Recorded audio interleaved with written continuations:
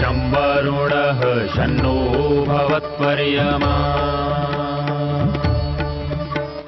शन्न इन्द्रो बृहस्पतिः शन्नो विष्णुरुक्रमः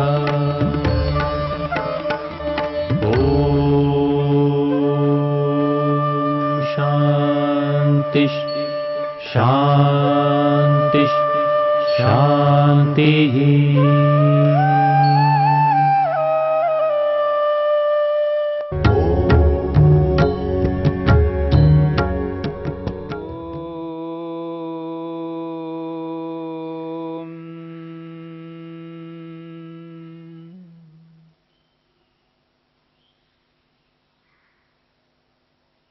योग के विघ्नों की चर्चा हो रही है। महर्षि पतंजलि ने समाधि पाद के 30वें सूत्र में 9 प्रकार के विघ्न बताए हैं, 9 प्रकार के अंतराय, बाधक तत्व। उनमें जो अंतिम बाधक तत्व विघ्न है वह है अनवस्थितत्व। और अनवस्थितत्व का अर्थ है जो उपलब्धि मिली है वो उपलब्धि बनी नहीं रहती है, जो समाधि प्राप्त हुई है वो समाधि वापस हट जाती है। महर्षि वेदव्यास स्पष्ट शब्दों में कहते हैं, अनवस्थितत्व को समझाते हैं, अनवस्थितत्वम यल्लब्धायाम भूमौ चित्तस्य अप्रतिष्ठा। अनवस्थितत्वम यल्लब्धायाम भूमौ चित्तस्य अप्रतिष्ठा। अनवस्थितत्व उसको कहते हैं जो उपलब्धि मिल गई है, यत् लब्धायाम, जो लब्ध हो गया है, जो प्राप्त हो गया है। यहां समाधि को ध्यान में रखना है। तो जो समाधि प्राप्त हो गई है उस समाधि में चित्तस्य अप्रतिष्ठा, मन उसमें लगा नहीं रह पाता, मन उसके साथ जुड़ नहीं पाता है। यानी समाधि आज लगा दी, आज समाधि लग गई, ध्यान करते करते पहली बार व्यक्ति को समाधि लग गई। अब दूसरे दिन जब वापस समाधि लगाना चाहता है तो वो समाधि नहीं लग पा रही है, अथवा यूं कहूं उस समाधि में मन एकाग्र नहीं हो पा रहा है। दोबारा वहां पर समाधि नहीं लग पा रही, यानी मन उसमें एकाग्र नहीं हो पा रहा है, क्योंकि मन के एकाग्र होने पर ही वो समाधि वापस दोबारा लग पाएगी। यानी पहले दिन हमने समाधि लगाई, दूसरे दिन भी वापस समाधि लगानी है, तो दूसरे दिन भी वापस समाधि लगानी है तो वही प्रक्रिया होगी, ध्यान करना है, और वो ध्यान करते करते वापस समाधि के रूप में वो परिवर्तित हो जाएगी। परंतु वहां पर मन एकाग्र नहीं हो पा रहा है, इसलिए वापस दोबारा समाधि नहीं लग पा रही है। मेरी बात को समझने का प्रयत्न करना। पहले दिन समाधि लग गई, जब दूसरे दिन वापस समाधि लगानी है तो वही प्रक्रिया अपनानी है, ध्यान के माध्यम से समाधि लगेगी। यानी पहले ध्यान होगा, उसके पास समाधि, अर्थात आसनस्थ होना होगा। आसनस्थ होकर के व्यक्ति को प्राणायाम आदि के माध्यम से अपने मन को पकड़े रखना है, फिर धारणा बनानी है। जहां धारणा बनाई है वहीं पर ध्यान करना है, और जहां ध्यान चल रहा है वहीं पर समाधि लगेगी। जो प्रक्रिया समाधि को प्राप्त करने की है वही प्रक्रिया दोबारा दोहरानी है। और इस प्रक्रिया के बारे में आपके सामने बहुत सारी बातें आ चुकी हैं। यानी समाधि तक पहुंचने के लिए व्यक्ति को किस प्रक्रिया से गुजरना होता है, ये बातें आपके सामने आ चुकी हैं। जब वो दूसरे दिन समाधि लगाना चाहता है तो उसी प्रक्रिया के माध्यम से आसन लगाता है, प्राणायाम करता है, प्रत्याहार को सिद्ध करने की यत्न करता है, धारणा लगा लेता है और ध्यान प्रारंभ करता है, परंतु समाधि नहीं लग पा रही है। ध्यान लगाता हुआ, ध्यान करता हुआ जब व्यक्ति समाधि को पाने की चेष्टा कर रहा है तो मन उसमें एकाग्र नहीं हो पा रहा है। चित्तस्य अप्रतिष्ठा कहा है, मन नहीं लग रहा है। क्या कारण, क्यों नहीं लग रहा है, इस पर हम विचार कर रहे थे। जब व्यक्ति कोई कर्म करता है, यहां ध्यान रूपी जब वो कर्म कर रहा है तो उसके संस्कार भी पड़ेंगे। और ध्यान के अतिरिक्त जो संसार में रहते हुए सांसारिक कार्यों को जब हम करते हैं, व्यवहार काल में जितने भी कर्म हम करते हैं उन सभी कर्मों के भी संस्कार पड़ते हैं। और जीवन भर हमने विषय भोगों को भोग भोग करके न जाने कितने संस्कार मन में डाले हैं, वो संस्कार मन में विद्यमान हैं। अब जो समाधि लगाइए, कल हमने समाधि लगाई और आज वापस उसी समाधि को लगाना चाहते हैं, लेकिन मन उसमें टिक नहीं पा रहा है। इसके पीछे जो कारण है उस कारण को मैं आपके सामने रखने जा रहा हूं। इसलिए मन वहां एकाग्र नहीं हो पा रहा है, क्योंकि मन के एकाग्र करने के पीछे, मन को लगाने के पीछे बहुत सारे कारण होते हैं। जिन कारणों को अपना करके मन को एकाग्र किया जाता है, उन कारणों में एक कारण संस्कार भी है, और यह संस्कार महत्वपूर्ण कारण है। व्यक्ति संस्कारों से प्रेरित होकर के दोबारा उस कर्म को करने की चेष्टा करता है। उदाहरण के लिए, किसी व्यक्ति ने खीर खा लिया, उसने खीर खा ली। अब वो जो खीर खाया है वो व्यक्ति दोबारा उसको खाना चाहेगा, तिबारा उसको खाना चाहेगा, ऐसे ही बार बार खाना चाहेगा जब जब खीर बने। तो जब पहली बार उसने खीर खाई तो उस खीर खाने के संस्कार मन में पड़े, और वो संस्कार उस व्यक्ति को प्रेरित करते हैं दोबारा खीर खाने के लिए। इसलिए वो दोबारा खाता है, तिबारा खाता है, ऐसे न जाने कितने बार खा लिया उसने।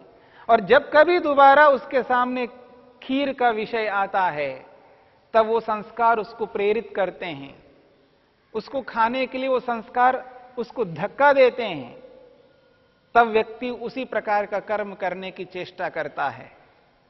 ठीक इसी प्रकार से न जाने कितने कर्म हमने किए हैं, रूप, रस, गंध, स्पर्श, शब्द, इन पांचों विषयों को अपनाने के लिए कितना पुरुषार्थ किया है, और कितने बार उन रूप, रस, गंध, स्पर्श, शब्द को हमने प्राप्त किया है, उनके सुखों को भोगा है। उनके बहुत सारे संस्कार, ढेर सारे अनगिनत संस्कार हमारे मन के अंदर विद्यमान हैं, और वो सारे के सारे संस्कार व्यक्ति को प्रेरित करते हैं। उसके मन को वो संस्कार प्रेरित करते हैं। जितने अधिक संस्कार जिस विषय में होते हैं, उतना ही तीव्रता से उस ओर संस्कार मन को प्रेरित करते हैं दोबारा उसको पाने के लिए। तो मेरी बात को समझने का प्रयत्न करना।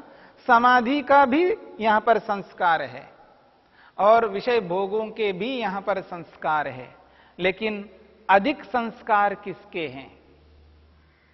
विषय भोगों के संस्कार अधिक हैं और समाधि के संस्कार कम है। कल ही तो लगाया, 2 दिन हो गए, 4 दिन हो गए, 10 दिन हो गए, 1 महीना हो गया, परंतु 1 महीने के संस्कार और वर्षों के संस्कार दोनों को सामने रखेंगे तो जो संस्कार सर्वाधिक होंगे वो संस्कार अत्यधिक व्यक्ति को परेशान करते हैं, यानी वो संस्कार उस ओर प्रेरित करते हैं।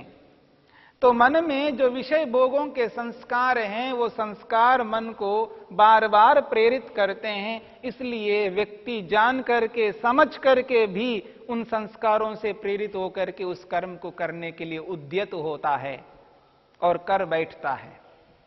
आप लोक में देखेंगे, व्यवहार काल में देखेंगे कि व्यक्ति को पता है कि ये गलत कर्म है, नहीं करना चाहिए, उसका दंड भोगा भी है, बहुत कष्ट हुआ है, पीड़ा हुई है, परेशान हो गया हूं, बेचैन होकर के परेशान हो गया हूं, सब कुछ जानता हुआ समझता हुआ भी फिर भी दोबारा उस कर्म को इसलिए कर बैठता है क्योंकि उस कर्म को करने के जो संस्कार है वो बहुत ज्यादा हैं और ना करने के संस्कार बहुत कम हैं।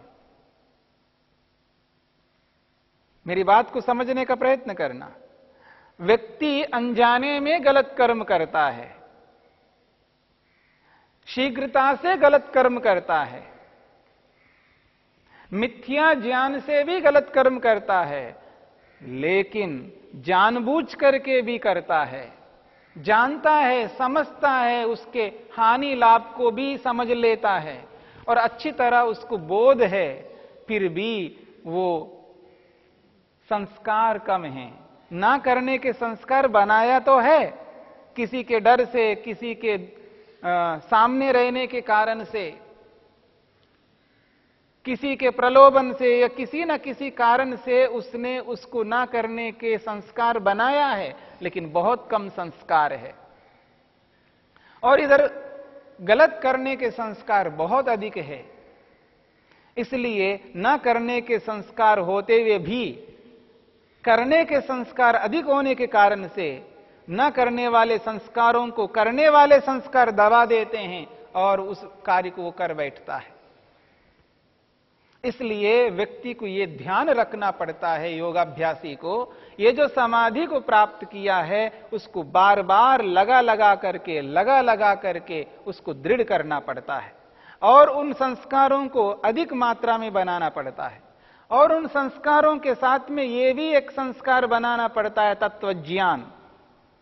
ये जो तत्वज्ञान है, ये जो यथार्थता है, ये जो विवेक है, ये जो वैराग्य है, उसको बनाए रखने के लिए मेहनत करना पड़ता है। उसका विवेक, उसका वैराग्य जितना तीव्र होगा और उसके विवेक वैराग्य के संस्कार जितने तीव्र होंगे, उतना ही अधिक तीव्रता से वो उस अच्छे कर्म के संस्कारों को बनाए रखेंगे। ये आवश्यक नहीं है कि संस्कार ये कितने ही हो, लेकिन विवेक वैराग्य तीव्र गति से काम करने लग जाएगा तो उन बहुत सारे संस्कारों को रोक पाएंगे। क्योंकि जहां तत्वज्ञान काम करता है और तत्वज्ञान के पीछे विवेक वैराग्य काम करता है, वहां पर वो कितने ही संस्कार हो उन सबको रोक सकते हैं। लेकिन यहां पर ढीला यदि हो गए हैं, शिथिल हो जाएं, उस विवेक को, उस वैराग्य को भुला दें, तब बहुत मुश्किल हो जाएगा, उन संस्कारों को रोक नहीं पाएंगे। इसलिए ऐसी स्थिति में ही व्यक्ति उस उपलब्धि को खो देता है। वहां लापरवाही नहीं बरतना है, वहां प्रमाद को आने नहीं देना है, वहां आलस्य को आने नहीं देना है। अनेक बार जब किसी उपलब्धि को प्राप्त कर लेता है तो उसके अंदर एक अलग स्थिति उत्पन्न हो जाती है। वो अपने आप को थोड़ा सा बड़ा मानने लगता है, अपने आप को बहुत उत्तम उत्कृष्ट मानने लगता है और दूसरे लोगों को वो अपने से निचले स्तर का मानने लगता है। जब उसके अंदर थोड़ा बहुत अभिमान उत्पन्न होने लग जाएगा तो वो लापरवाही बरतेगा, आलस्य करने लग जाएगा और जो विवेक और वैराग्य उसको प्राप्त है उसमें शिथिलता आने लग जाएगी। जब वो शिथिलता आ जाएगी, इधर वो जो संस्कार है, विषय भोगों के जो संस्कार है, वो उभरने लग जाएंगे, उनका प्रभाव अधिक होने लग जाएगा।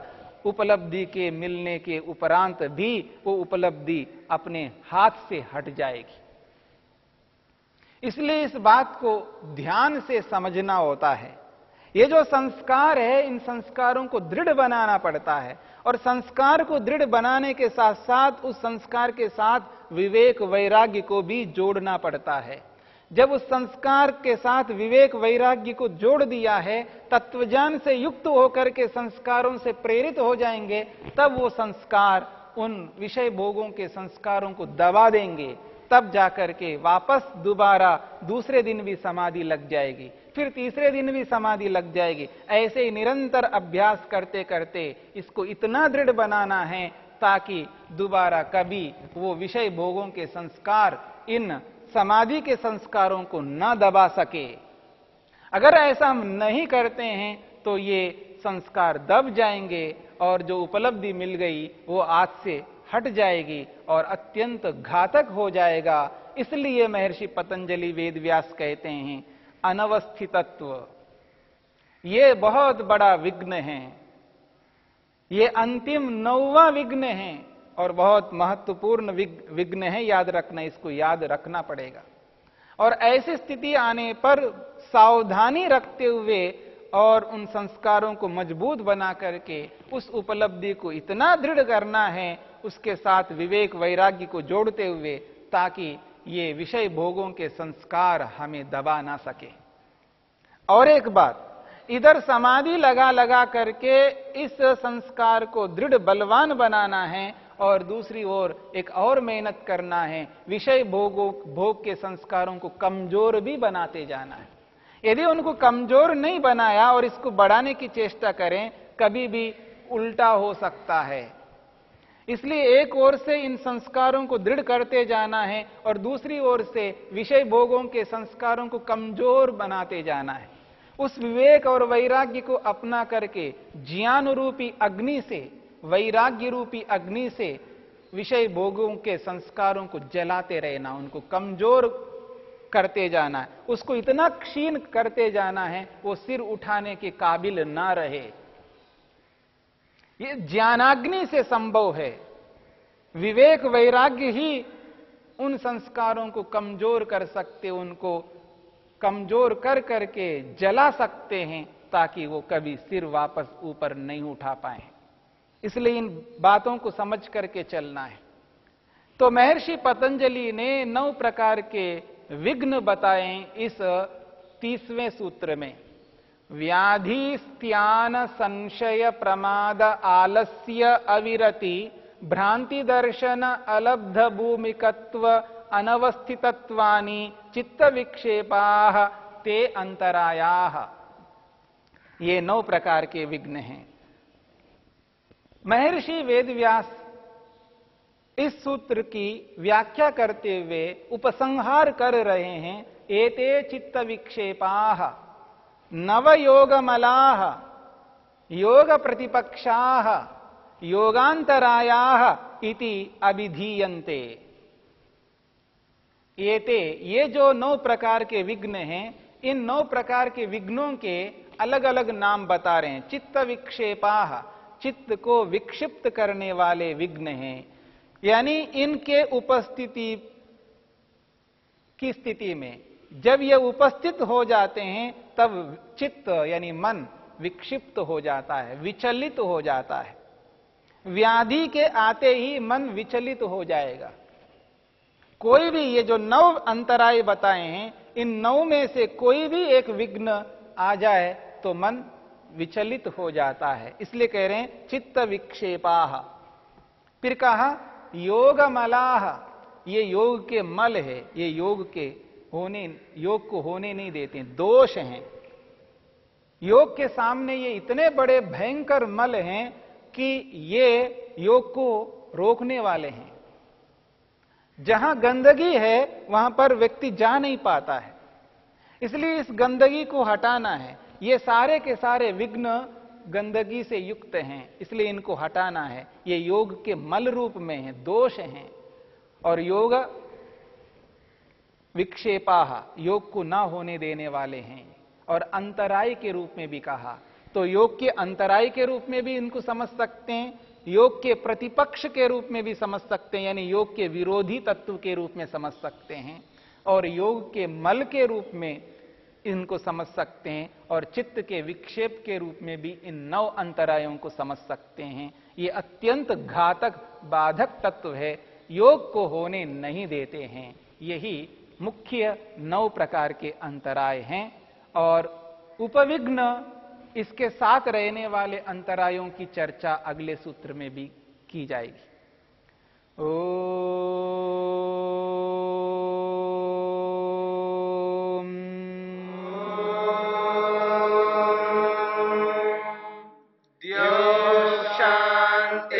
शांतिरंतरिक्षं शांतिर्पृथिवी शांतिरापः शांतिरोषधयः शांतिः वनस्पतयः शांतिर्विश्वे देवा शांतिर्ब्रह्म शांति सर्वं शांति शान्तिरेव शान्ति क्षमा शान्तिरेधि ॐ शान्ति शान्ति शान्तिः